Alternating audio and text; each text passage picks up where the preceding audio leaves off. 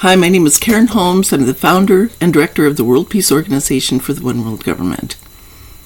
Today I want to talk about Donald Trump and the January 6th committee, but not the way that other people would be talking about it right now, because I told you about how the pendulum swings out and then how there's a kind of a flip-flop effect, and what brings it together is doing what's in everyone's best interest. Okay, so today I want to talk about that and with the idea of how to bring it back to the center point.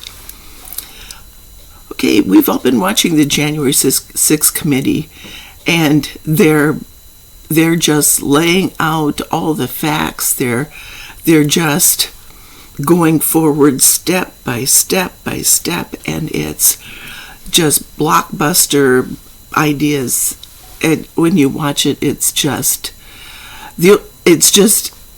overwhelming. It's a shock. Some of those statements are just a shock, and you could say the prosecutors are doing an excellent job proving it. They did the same thing though with the impeachment trials. The House managers, if I remember correctly, that was the word they used, were laying it out step by step by step by step and proving it, but Donald Trump was still acquitted from it because the Republican Party just kind of brushed it away. So the problem that there is now is that the idea of relentlessly, we're at a time period where we're standing on the principles of the law. It has to be the law. I'm exactly, but they're not looking at the full idea of the crisis and then being able to bring it back to the midpoint where everybody goes forward. One of the problems that we have by doing it this way about this January 6th committee is that it doesn't really address the root cause of the problem, and so it's kind of like making the problem worse.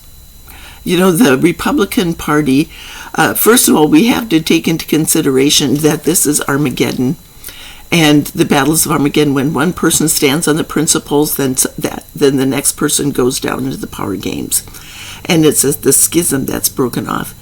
And now, so when you look at Donald Trump and you say he's a fourth row person of the World Peace Marketing Strategy. Let's see, what I do with my things here.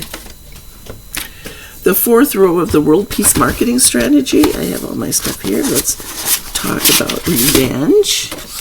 Bring out all my old things here. And the World Peace Marketing Strategy. Let's look at these two ideas. Okay, so Donald Trump belongs to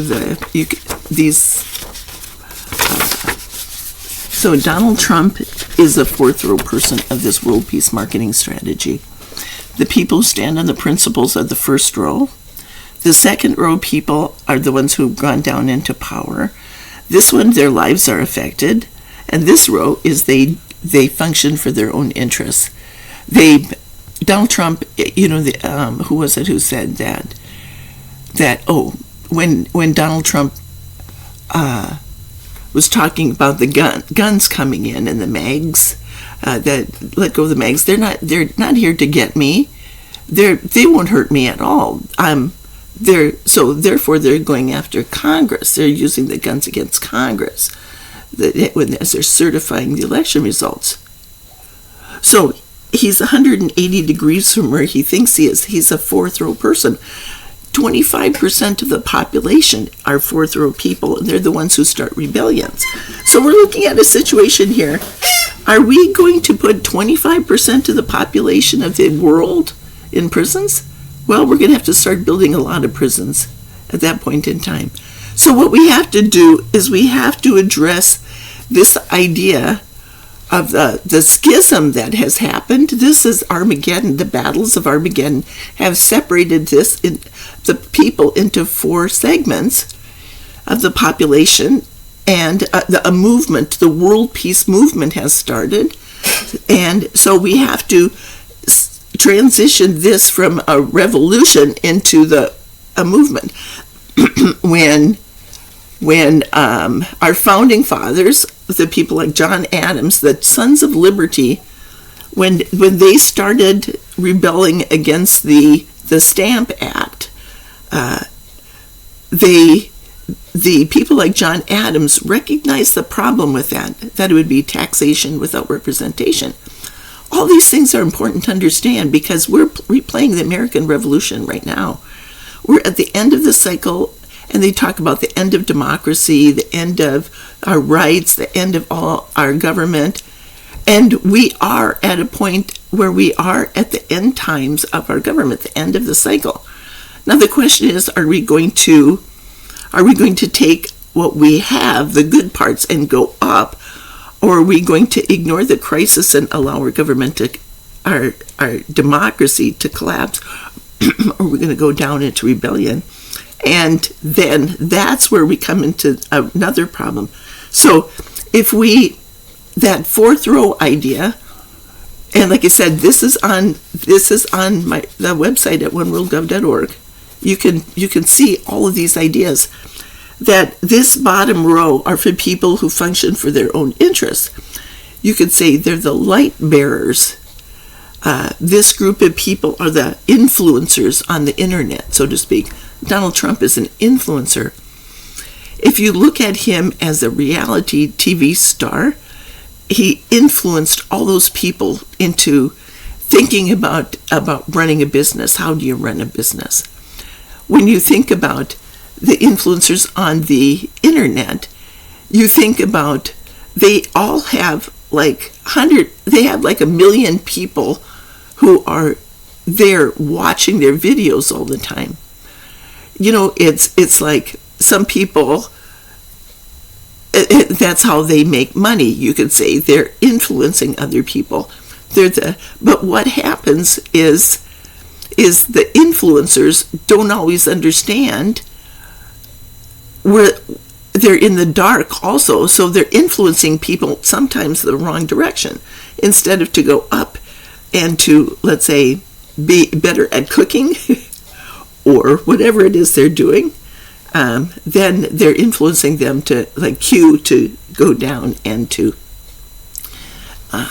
do rebellion. So we're looking at all these ideas, and then so if we continue on with just the January 6th, there's a pretty good chance that he's not going to be held accountable. And the reason for it is because it doesn't address the root cause of the problem. He could be indicted. I'm not saying he wouldn't be indicted, but that doesn't solve the problem. The Republican Party, who followed him down into the crisis, let's say then when Barack Obama stood on the principles, Donald Trump said that he was going to go in and do everything that Obama did while he was in office. That's revenge. And Donald Trump has been getting revenge against the Bidens and the Obamas and the Clintons. And the idea is this.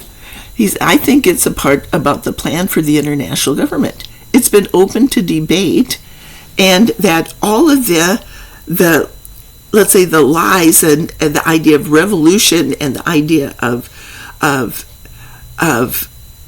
putting a barrier around the United States and the idea of all the things that Trump did while he was in office was a reaction to this idea of the international government. Okay, so now how many people in the world really don't want to see the creation of an international government? The idea of globalism. We don't want globalism. That doesn't make sense because we live in our environment is a closed ecosystem, and our natural resources come from other countries. Our food comes from Central America and South America in the winter time because it's summer down there, and they export up here. And then we can export food down there when they have problems. You see, it's with their food supply. We have oil coming out of Russia and natural gas for Europe, and now the Europeans are in trouble. So we have this economic structure, and then we have a political structure. And when the political structure interferes with the economic structure, we have problems. Or when the games of greed come in, where the people who are taking advantage of a situation are jacking up their prices just so that we can do it. They can make a lot of money. Okay, now, so we're talking about this big body of knowledge that is involved with this. So then we're talking about the games of revenge. So if Donald Trump is playing the game, okay, who's playing the game of pride? Who's playing the game of envy? Who's playing the game of greed? Who's playing the game of lust? And who's playing the game of anger? So you have to recognize the games as they're being played. So what we have is we have wars, we have a genocide, we have massacres based on greed, we have lust, which is the people who are backwards, you could say, the sociopaths who function for their own interests because they want a combination of a voice and abundance. So if Donald Trump is called a grifter and he's always tweeting, wouldn't you say that would be a symptom of somebody who is let's say, the game of lust, and he's been accused of being a sexual, I don't want to call him a predator, sexual assault, So that he fits into this category right here of revenge. But the question is now, is he the only person here, and who's playing the game of genocide? How many of the world leaders are playing this act of revenge?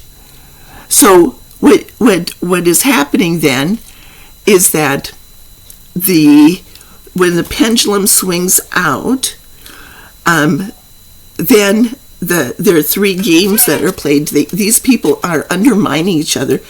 You could say it's conspiracy, but it's not a conspiracy because they really don't have the same goal. And the ultimate conclusion of this, they bring each other in this way. And I'll give you an example. George Herbert Walker Bush played the game of war. George W. Bush played the game of envy. He envied his father.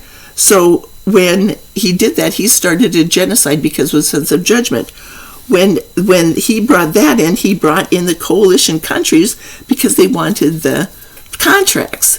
They were countries who were willing to go along with the idea because of the promises that Bush and Blair made to them, and then that brought in the people who functioned for their own interests. And you could say that was, I don't know if President Saleh of Yemen is still alive, but he was supposed to be somebody who was working with the United States to end the war on terror. But basically, what the games he played was to weave an illusion. These two weave an illusion. These two games are based on lies, the grand lie. So when these games are being played, they bring them in, but then they undermine each other because they don't have the same goal. And the goal is revenge. Now, Donald Trump playing this game wanted a voice. Terrorism is based on denying people a voice. He wanted a voice, and he wanted abundance. But the problem with it is that he has been getting revenge, and by getting revenge, using revenge to get what he wanted, he didn't get what he wanted. He didn't get what he wanted. He got kicked off social media, and he lost his brand by doing this. He by getting revenge on Obama and the Clintons and the Bidens, he destroyed his own brand. And you can see that his face, by looking at his face, he has imploded.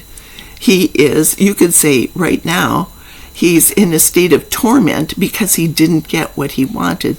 He assumed that the revenge was going to help him get what he wanted, but basically he did get what he wanted, but he didn't get what he thought he was going to get. So when you look at the people who are playing these games of revenge, they are imploding. They are in, you could say, in hell. When you think of hell, you say they're in circular thinking patterns, that they have to do something, but they're in torment. Hell, the classical allegorical hell is down in a hole where you dug yourself into a hole and you can't see how to get out of it. So the idea here is that all of these people who have been getting revenge, that's why it's 25% of the population have been getting revenge. They're getting revenge and they destroyed themselves and they don't see how to get out. But then they start to fight, and they are fighting for their lives. Donald Trump is when you look at his face now, don't you see that it is like he has imploded, that this isn't working. Oh my God, what am I going to do? Okay, now I'm going to tell you a little bit about hell and revenge. Okay? So let's say that and being kicked back in time. Okay, they're talking about how overturning Roe v. Wade has kicked us back 50 years. Well, how about the time of Jesus, when he introduced, let's say, the Old Testament and the New Testament. Okay, the Old Testament was an eye for an eye, a tooth for a tooth. It was basically revenge. It was based on the idea of revenge. It was vengeful, but God said in the Bible, so this is like the Old Testament and the New Testament. The New Testament says, love your neighbor as yourself. Do unto others as you would have them do unto you. So the Old Testament is the past, vengeful idea, and the New Testament is love your neighbor as yourself. Vengeance is mine, saith the Lord. Okay? So, and the reason for it is because when you're down here, when you're getting revenge, and you're going down into the hole, so to speak, and you keep digging yourself deeper and deeper and deeper into the crisis, what happens is that as you get down to the bottom of that, you are in torment. Dante said the last wall of hell is revenge. And the reason for it is because it's the torment idea. Because you have gotten what you got what you wanted, but it wasn't what you wanted. You wanted to get a combination of voice and abundance, and Trump ended up with being kicked off social media, and his brand was destroyed. He didn't get his Trump hotel in Moscow. So now we're looking at that too. So what happens if Donald Trump now relies on Putin to be his Putin? Let's say we're looking at Putin waging war now. Putin's thing is waging war. And he's, okay, so now what we have is Putin and Trump are waging war. But Putin has, NATO is rising up. He's not getting what he wanted. He's imploding also. So at this point in time, we have all these people getting revenge. They kicked mankind back 2,000 years.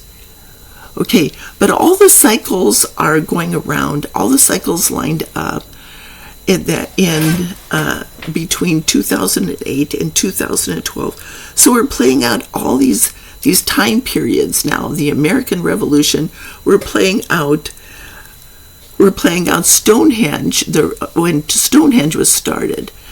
You could say that time period too. You may not even believe in Atlantis, but we're going back 15,000 years to the time of Atlantis, when technology was used. Their technology was used to go across, and from the Atlantic Ocean to the Pacific Ocean, and it tore the planet apart. You don't have to believe all these things because there isn't any proof. But I remember past life issues when that happened. And you don't have to believe me, but we are replaying out all these time periods. And then we're also playing out a 270,000 year cycle, which you could say is climate change. And all the things that are at that point in time, we don't have any history of that, but we have all these things that have happened.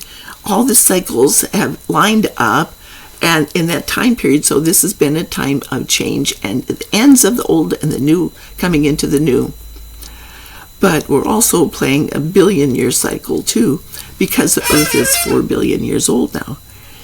Okay, so that 4 billion year cycle, you could say a species, and this is something that has been talked about in spiritual teachings.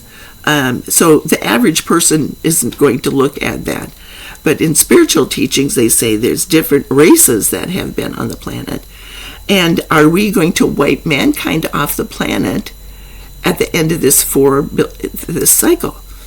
Okay, so let's see, the Earth has a plan. And a long time ago, I should go into this in a different time period, but I can talk about the billion-year cycle and explain to you too about that. I'll talk about it in a different time period, though, how this is played out. But in this time period, this is mankind's time here. There's been different races on the planet, and at the end of the billion-year cycle, they've wiped themselves off the planet. So we're now at the 4 billion years cycle, and we have the capacity to wipe ourselves off, and then maybe somebody else another species will come. Do you want to be wiped off the Earth? Okay, maybe that's where we're going to end up eventually, but a billion-year cycle is a very long time. And change comes only at the beginning and the end of the cycle. So what we want to do is mankind, you could say mankind, the species, the planet is evolving to the higher level. And each of the species that have come on here, and let's say the fourth one, we're dealing with the glitches now. We're allowing the Earth to make its ascension. The Earth is making its ascension from the third dimension to the fourth and the fifth. So now we're making this paradigm shift, and there's been evidence of that because like the coelacanth, the different species of where they went ahead of us, and the Aborigines, they went ahead of us in their evolution. They just decided, hey, I'll just make our ascensions now. We've been here long enough. We'll go on to the higher dimension. And then we'll just continue on. And then as the rest of us catch up, then we are meeting these beings too again. You could say that maybe the dinosaurs went on to make their ascension too. And that's why we are seeing them now, and we are looking at them as the Earth is wearing away and eroding and exposing the dinosaurs. All of a sudden, we are seeing them again, and now they're even talking about them. So bringing it back in popular movies. So maybe that is something where somebody has picked that up. So we're looking at a bigger picture here. We're looking at the world peace marketing strategy and the schism. We're looking at the idea that 25% of the population is ready for rebellion. And what we want to do now, and we're looking at revenge and the exit strategy for Iraq.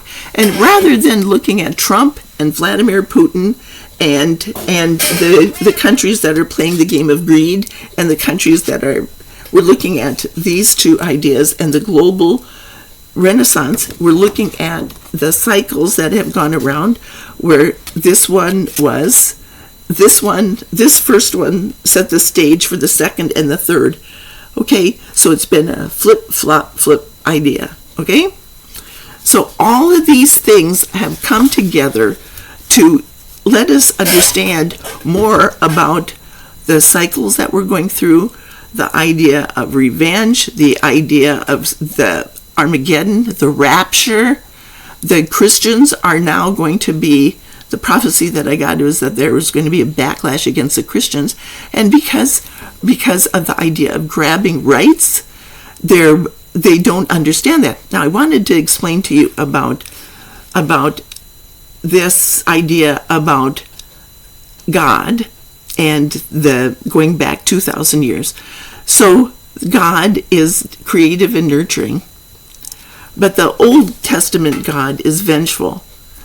So interpreting that idea as they evolved, okay, when the avatars, the 7 avatars for the faith of Bure came on the scene, they started to teach this idea of the new teachings of, and Moses was 3,500 years ago. So Moses taught the idea of the 10 Commandments, thou shalt not kill.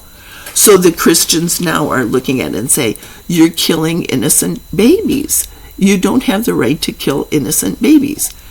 But the right to life is that we all have the right to create the life we want, to fulfill our purpose in life. And babies don't get their purpose in life until they take their first breath. And that is something in astrology, which is actually a very old idea. So when you look at it, we look at being inside the universe and outside the universe. Like, in fact, our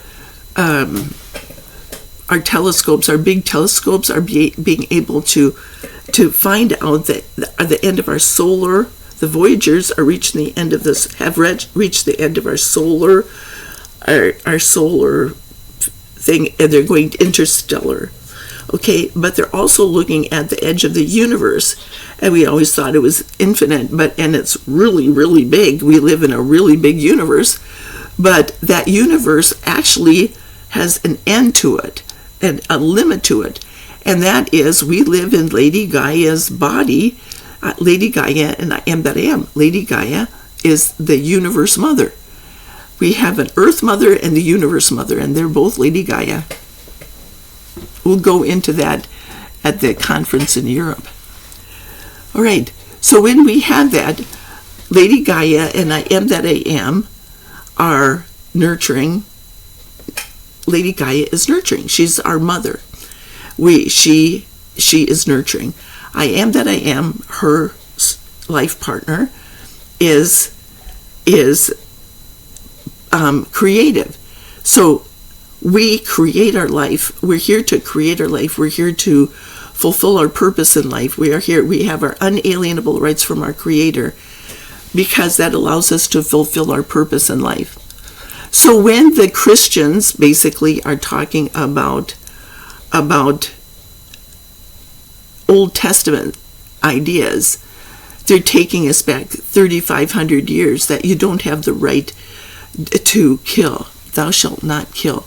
Thou shalt not bear false witness against thy neighbor.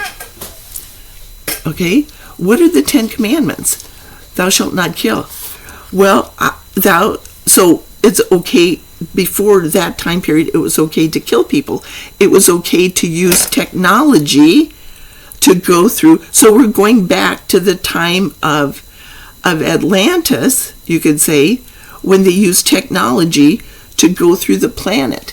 Now we're looking at the possibility that Donald Trump, and I've talked about Donald Trump, or Putin, going to Putin and working with him about getting out of his crisis situation. We've never resolved the issue in the United States about Russia and Putin's relationship. He was acquitted of that. It ended up starting a war, allowing Ukraine, the invasion of Ukraine. So at this point in time, these ideas of starting a war and the idea of the grand lie, we have five people here who are all kind of working together, but aren't necessarily working together based on a conspiracy. They have the same idea, and they brought each other in, and now, so George Herbert Walker Bush started a war against revenge against Saddam Hussein. Then you had George W. Bush judging him, and then the Iraq War triggered the massacre, bringing in the coalition countries. This brought in ISIS and the slavery idea, and then this brought in terrorism. But that doesn't mean that Al-Qaeda was working with George Herbert Walker Bush. That was, then he started to undermine the terrorists with the war on terror, you could say. And then that unraveled this because the Al-Qaeda was saying, ISIS is not a terrorist organization. That is different. They're not part of our group. We don't believe in that. What they're talking about, we don't believe in that. And basically it was because it's a slave organization. And ISIS basically was being controlled by the people who are sociopaths. So we're looking at sociopaths. We're looking at people who believe they can outsmart other people. And that's why we have this problem with the January 6th committee. Now, the solution is, how do you do it? We look at this big body of knowledge based on revenge, how it works, why it doesn't work. We're looking at torment. We're looking at how do people get out of hell. Archangel Michael told us the difference between heaven and hell is that in heaven there's a solution to your problems. Then you could say, then you have to create your project, and everything that you do has to stand on the principles of universal law. There's several principles associated with the projects. It's not just saying, well, I'm gonna, like Jared Kushner going, I'm gonna go to Saudi Arabia and work with MBS, and we're gonna have a project here. No, it has to stand on certain principles, and I'll go into those later another time. But we're also looking at Armageddon, the rapture, and how the battles of Armageddon, there's 6 battles of Armageddon, and how they come. They are based on the idea of somebody standing on the principles, and when somebody stands on the principles, a person who relies on that goes down into the games. You could say that whenever Joe Biden stands on the principles, or the Republicans and the Democrats, the Republicans don't have solutions. They go down into the power games. Moscow Mitch, the Grim Reaper idea, Obama had the right to nominate Merrick Garland to the Supreme Court, and they just played the games of that. So you could say that it's dividing up each of the problems that each of the parties are. This is happening around the world, everybody, and eventually it will come down to the point where we're seeing the Republican Party go schism with Liz Cheney standing on principles, and then the other groups of people going down into the same schism. But it comes down to the individual level where people are fighting for their lives. And now the idea is that you have to start a project that benefits everyone. The plan for world peace. You might not start a project, you might just join the plan for world peace. Same thing happened during the American Revolution. You had the Sons of Liberty, and Hamilton didn't come in until he lost his money. He was a poor man who basically lost his money, and he didn't come into the American Revolution movement until he lost his money. And then he went on afterwards to help start the banking system. Okay? Then you have the people whose lives were affected, like the farmers. And then you had the people who functioned for their own interests, the spies, the people who were actually, let's say, the rabble who started the Boston Massacre. Okay? And then John Adams went back and addressed that with the the court case that he did with the after the Boston Massacre. Okay, so we have the same movement happening. The world peace movement has started. Donald Trump, if they're trying to erase the world peace movement, they can't, because they're actually part of it. And sooner or later, they're going to come and participate in it. After everybody else is in, Donald Trump said he had a plan for world peace. No, he had a plan. He had this idea, and he was trying to erase it. He was trying to say, my first government proposals are peace in the Middle East. So he had to go bring peace in the Middle East.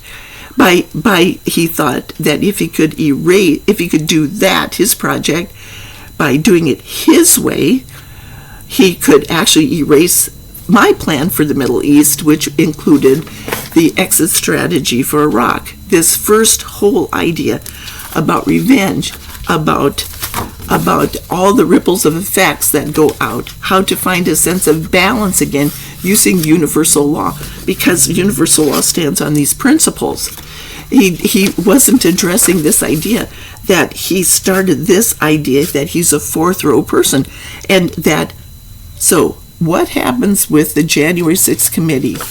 What would be a better way if this is pulling it out, the January 6th committee is pulling it out, the sides are going this way, and they're destroying the Republican Party and the Democratic Party because the next election is going to be a problem.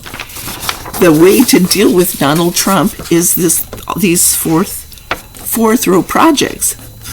To the who has what you want. That's the first idea. Who has what Donald Trump wants? If you ask that question to Donald Trump, and imagine, what would he say? It would be Vladimir Putin. And that is, he's 180 degrees from where he thinks he is. He still wants that Trump Hotel Moscow. That's the way how he can pull himself out of his crisis. And then what he's doing, he doesn't realize what he's doing is causing this problem. Now, I'm not accusing him of anything, but I'm just going by what all of these things are and how to get out of his crisis. If it doesn't work, okay, the next one is a light source invention, which is this idea. We focus on this. And then Torhana's Freedom is the next project. Torhana's Freedom is an interesting idea. Hannah, let me tell you a story. Hannah was a woman who lived in England. It wasn't England at the time. It was on that island, the island of England. It probably wasn't called that until the Anglo-Saxons were there. So she lived there, and at that point in time, that was about 5,000 years ago when Stonehenge happened. When Atlantis went down, they were using technology that went through the planet, and they tore it apart. The aliens, you don't have to believe this, but I have some proof of that. The aliens had giant crystals, and they could travel around the world using crystalline technology. But it was like lasers. But then what they did, in fact, it might be interesting to come up with the idea of using lasers again for using that. But they used lasers, they pointed the lasers through the planet, and then they tore the planet apart. But before that happened, that explains how I went to school in Mexico for a while when I was in high school. Nobody knows where the Aztecs came from. Our anthropologists don't know where the Aztecs came from, but you have in that time period so they went to Mexico and they built pyramids just like they did in Atlantis. In Egypt, they built pyramids too, and they dark-skinned people. The Atlanteans had dark skin, and they cut their hair very black hair. So you have black hair like that. Okay, so they had then some of them went to the Atlanteans 15,000 years ago, before everything fell apart. There's no historical records of this. There's only people who have like racial memories of it or past life memories of it. I have past life memories of it, and other people do too. So we remember what happened. What happened was they went to Atlantis. From Atlantis, a group of them went to England, and that was a place when they used the stones. They were very good at dealing stones and building pyramids. So they had the technology for moving those big stones, and they moved them into the ring for conflict resolution. And then we're going back 15,000 years now to the fall of Atlantis, and then we're going with how it turned into Stonehenge with the big stones, how they knew how to move the stones and how they knew what to do. And then the idea of conflict resolution. So you could say that the idea of conflict resolution had to be something where they were introducing it into the world. And why, when we have our at Stonehenge event, they had black shirts and white shirts, because that's what they did when they went from Atlantis to England. They took a group of black shirts who were technology people, and who, let's say, they were the people who were standing on the principles that technology shouldn't destroy the planet, okay? And then they had the white shirts who basically, whenever they stood on principles, they got slammed, okay? By bringing those two groups of people together, this is where the exit strategy for Iraq comes in, because we are going to bring the black shirts and the white shirts together, the technology people, and let's say in the Middle East, there's Iran, who's totally focused on technology. There's the people. Saddam Hussein sent his nuclear scientists to Iran, and then Iran never defended him against the United States. Basically, he just, hey, I'm getting revenge. I'm working with the other guys. I care about what's happening in Russia, and I care about that. So, and getting revenge, Iran was getting revenge on Israel, and why we don't like Iran in the United States. But using technology, the people in Iran are separated into these four groups too, and you could say Ahmadinejad was one of the people who stood on the principles. He's a first row person, and that's how the JCPOA came about. He said he was looking at this idea of Russia. He was looking at this idea of revenge, how it doesn't work to get revenge on Israel. You know, that is, revenge doesn't work. It leaves people in torment. So when he stood on the principles, then it started to collapse the power base in Iran. So the fourth row idea has to do with Torhana, and this is what I recommend for Donald Trump and the people who are the insurrectionists. Instead of putting them into, because these people are the light bearers, and to put them into prison and accuse them of this, they're in the dark. They're all in the dark. It's been a severe spiritual test. I've had people people like Anonymous come and ping our organization. I've had influencers come and look into this idea.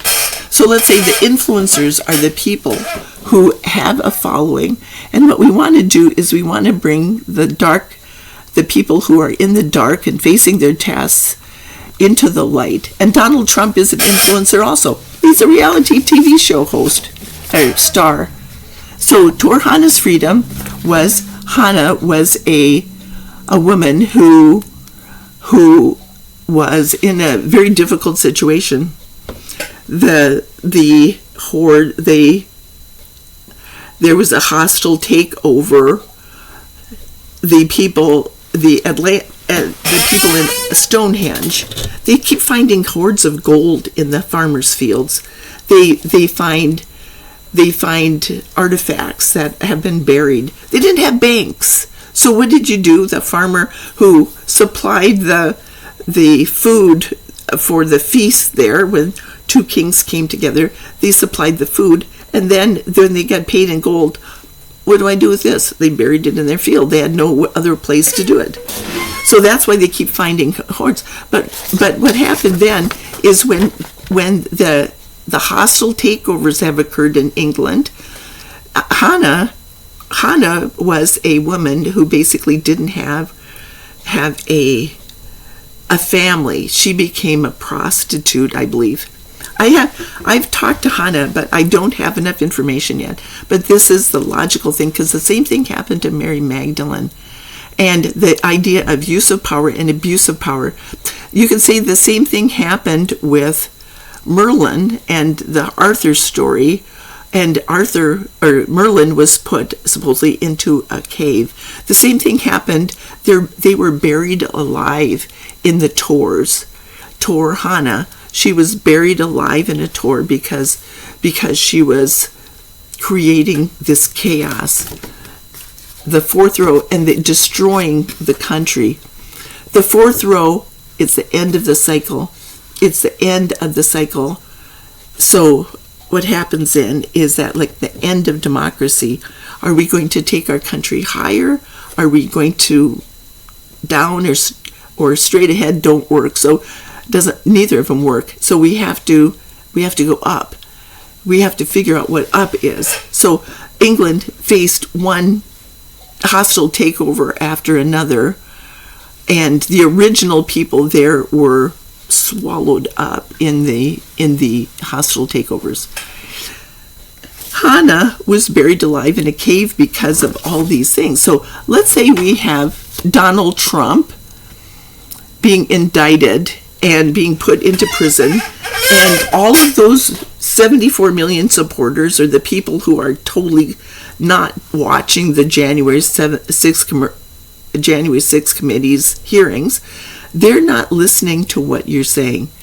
They're the people who are in the dark, and the whole idea is how to turn Donald Trump around so he's in the light again.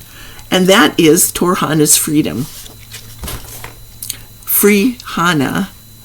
Put her, you can indict her, you can charge her, they could put her in prison, but they also had to give her a way out, so that, and teach him the things about this, about revenge, how it works, why it doesn't work. Basically, you let him out of hell, out of the torment that he's in, and you allow him through Tor Hannah's freedom to do that. If you don't do that, basically, then it goes to the next step, and that is the time machine idea. Hannah's still in the Tor. She came to me and to one of our psychics in the group, the channels, and told us that she asked us if we could help her. Okay, sure. We didn't know who she was. Okay, sure, I don't mind helping somebody. Okay, so she'd been in the Tor, buried alive in a Tor for 5,000 years. But she collected a whole bunch of people around her, and she couldn't get out of hell. She has been in hell for 5,000 years. But the end of the cycle has come now, so basically we can free her.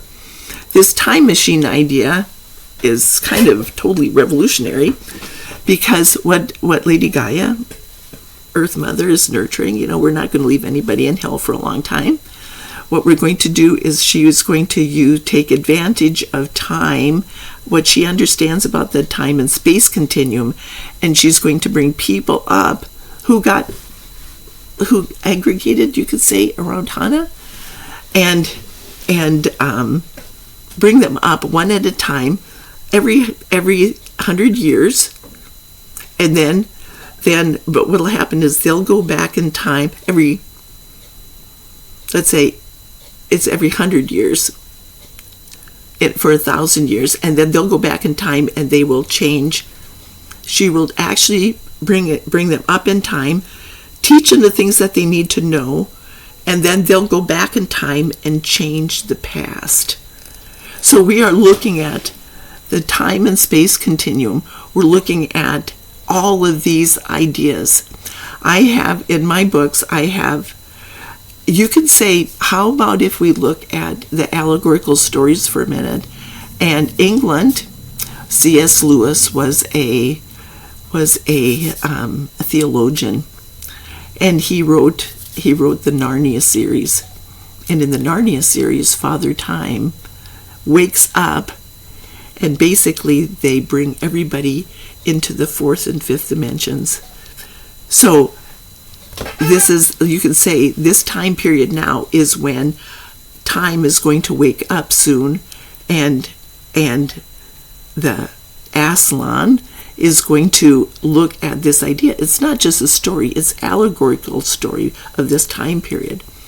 So this is when we bring them up. And the people who basically don't want to be part of this will just leave.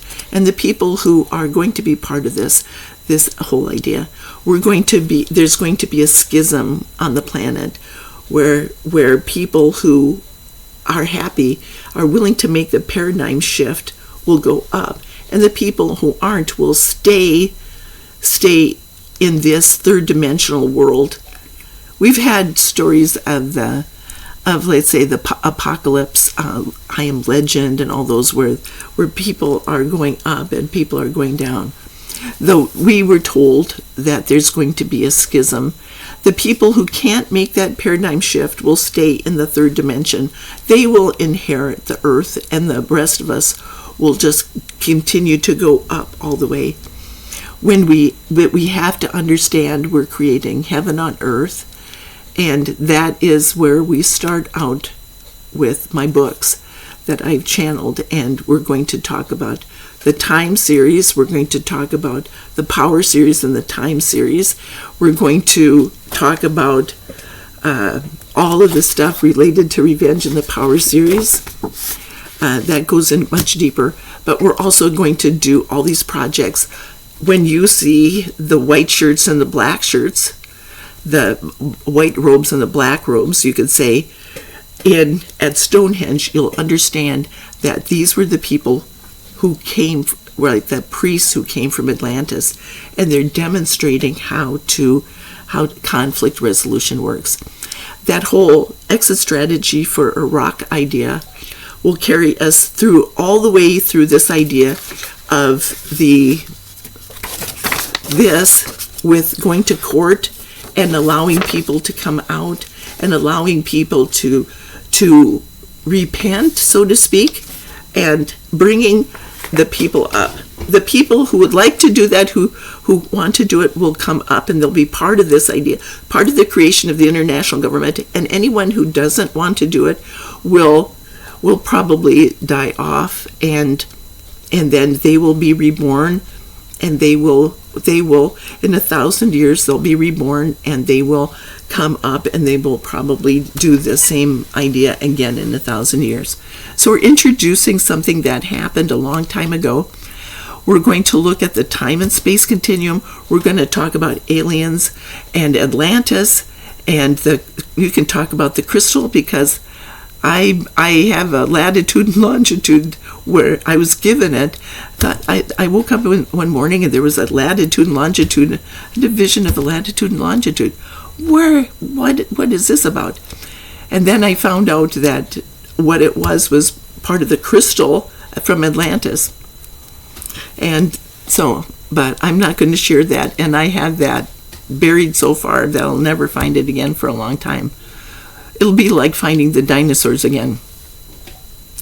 Okay, so there we are. Donald Trump, if there's 3 different ideas for indicting him: putting in prison for the rest of his life and tearing apart everything, tearing apart the country, because he's an influencer and he's got 74 million voters. we can straight ahead, down. This would be straight ahead, because basically that it tears apart everything. Down would be if he goes to Putin and opens the door to all the Russians to come in, goes in like another Cuban Missile Crisis, and the attack. Vladimir Putin threatened to attack England with his torpedoes. Well, why would he do that? It's because he's getting revenge. He's trying to stop the plan for the international government from coming about. And how many other people are doing that, playing these games, waging war, because they don't like that idea of an international government, because this is their century to shine. No, it isn't their century to shine, because nobody is in agreement with Vladimir Putin becoming emperor of the planet, Russia taking over and China taking over, because they're not very good about human rights and unalienable rights. They basically are playing power games that are oppressive to the people. Nobody's in agreement with Putin taking over, but that doesn't mean that we can convince him to stop. So we are going to look at this idea of all of these projects and start bringing people in through these at our crisis centers. And that involves the second idea. And my organization, I am a 501c3. I cannot lobby Congress. They can come and ask me for help, and I can offer it if they ask, but I cannot go to them. I cannot start a grassroots movement and move it forward. And that's why I don't recommend that you go and talk to your congressman or anything about this.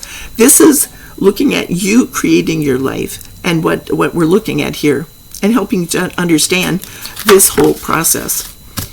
But the next person to come in is going to have to take the next idea. My project is actually not one of the first government proposals. It's kind of like, my project is like the preliminary stuff where we're competing with other ideas. We're competing with Donald Trump. We're competing with Vladimir Putin. We're competing with China and Russia and taking over and revenge and all this stuff. Which plan, if it's not working for existential threats, what will work? So that's what I'm doing. I'm looking at what will work. But then I'm a 501c3. I can't do that by law. I have to turn it over to somebody who can. And then we become a network of project ideas, and they can become part of my project, but a small part, and it's part of a framework. It says create a network of nations and people, each functioning from his or her niche. Basis is an international government based on the U.S. Constitution, and the economy is based on the cooperation of nature. Contingencies: people are squeezed to participate in the network. So if Donald Trump gets life in prison for what he's done, for the insurrection and such, it's not going to solve the problem. So we have to enable him to demonstrate to his people. We have to turn him around, and we have to teach him the things that he needed to know about why this works and why this works and why this doesn't work. All right? So that's where we are right now. Like I said, when the next step is, as the books come out and all the information about the time machine, or the Father Time, and the allegorical stories, and all the information that we have, that I have in mind, then the next person to come in is going to help set up the crisis centers. I have to bring in all the channels to work together. The prophets were prophets. If in the Bible, in biblical time, 2,000 years ago, we would have been known as prophets. We're channels, we're psychics. Hey, the age of prophecy never ended. It just got erased out of that because the church was something that was taking over. They didn't want to share the power. But the disciples were prophets, weren't they? So there we go. That's where we are right now. And with Donald Trump and where we are, and Vladimir Putin, Putin is also waging war right now. He plays the game of pride. He rides on his horse, bare-chested, to prove that's pride, you could say. He puts other people down. He's pulling people in, and then the envy idea is, I'm not sure who all is playing the game of envy right now. Genocide. Donald Trump is here in the thing, getting revenge on the Obamas, the Clintons, and and it might be even, okay, well, I shouldn't say that because let's say the Republican Party and the idea of taking away the rights of the people, anyone who's taking away the rights of the people are perpetrating a genocide. They're looking at this idea of that. So the Republican Party and anybody who is, let's say, willing to take away the rights of the people, they're playing the game of genocide right now.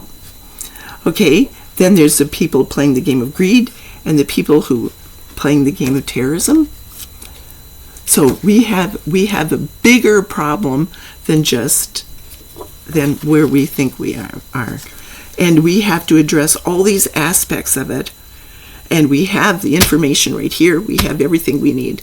So the question is, can I compete as an organization? I have a plan. I have an idea. I'm very small, but basically we have history on our side. We have the Creator on our side. Not that, I shouldn't say that, because when you're doing what's in everyone's best interest, God is nurturing. When you're outside the universe and then that's when you get hit by when you're not standing on universal law, that's when you get hit by the backlashes all the time. And that's what's happening to Donald Trump now. One backlash after another. Okay? So that's where things are. I thank you for stopping by. I ask that you like, share, and subscribe.